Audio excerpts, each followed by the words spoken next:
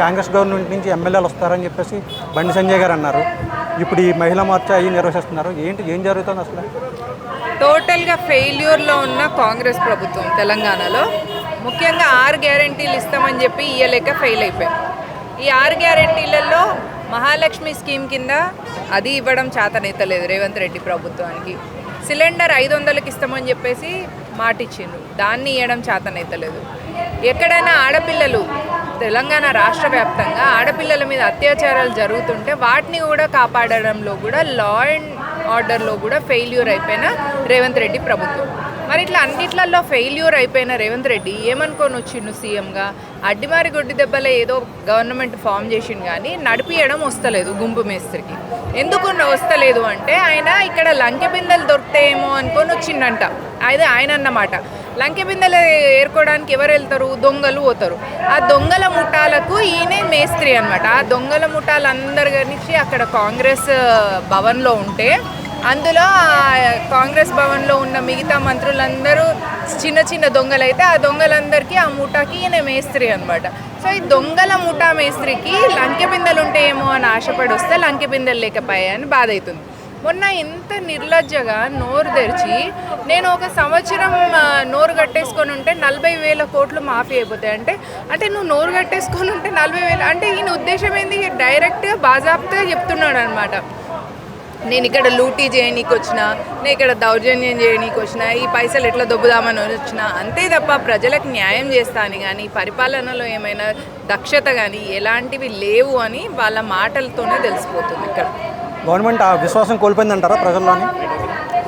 తెలంగాణ ప్రజల పరిస్థితి ఎట్లయిపోయిందంటే పెనం మించి పడి పొయ్యిలో పడ్డట.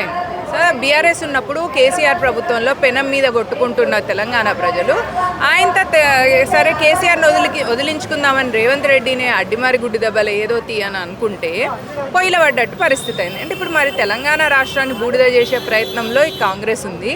కాబట్టి ప్రజలందరూ ఒక్క 4 సంవత్సరాలు ఓర్చుకుంటే, ఈ రేవంత్ రెడ్డిని ఆ దొంగల ముఠాని ఒక్క 4 సంవత్సరాలు ఓర్చుకుంటే 2028లో భారతీయ జనతా పార్టీ ప్రజలకు సేవ చేయడానికి సంసిద్ధంగా ఉంది.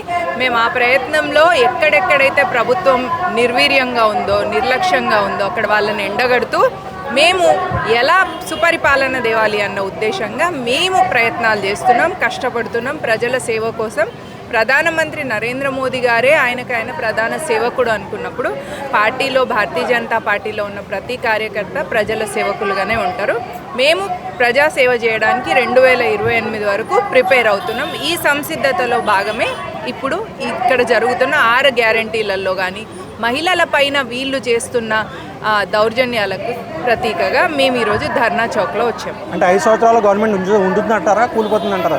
బీజేపీ వాళ్ళు కూల్ చేయాలని చూస్తున్నారని చెప్పేసి వాళ్ళు అంటున్నారు కదా. బీజేపీకి కూల్ చేయాల్సిన అవసరం లేదండి. కాంగ్రెస్లో ఎట్లుంటారంటే గుంపు కొట్లాటలు వాళ్ళకి సహజం. అది మనం ఎప్పటి నుంచో చూస్తున్నాం. వాళ్ళల్లే కొట్టుకొని చేస్తారు. ఎందుకంటే వాళ్ళకు ఒక ఐడియాలజీ అనేది ఉండదు కాబట్టి కాపాడాలి పార్టీని అనే ఆలోచన కూడా ఉండదు. వాళ్ళకు ఒకటే ఏంటిదంటే ఈవెన్ మనం గమనిస్తే ముఖ్యమంత్రి కూడా లంకె బిందెలు ఉన్నాయేమో అని వచ్చిన ఆ మాట ఎవరికన్నా ముఖ్యమంత్రి హోదాలు ఉన్న మనిషి మాట్లాడేదనా?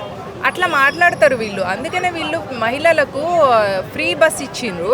మిగతావేవి 500లకు సిలిండర్ ఎక్కడ?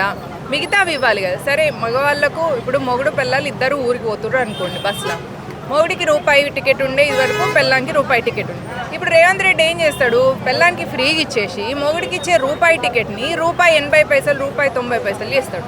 అప్పుడు ఏందన్నట్టు కుటుంబానికి మళ్ళీ అంతనే పెడతారు. సరే కొందరు ఒకరే మగవాళ్ళు పోయేటోళ్ళు ఉంటారు, ఇట్లా బయట తిరిగిన వాళ్ళు ఆడవాళ్ళు ఉన్నారో లేకపోతే పెళ్లిగాని అబ్బాయిలు ఉన్నారు, వాళ్ళందరికీ పరిస్థితి ఏంది?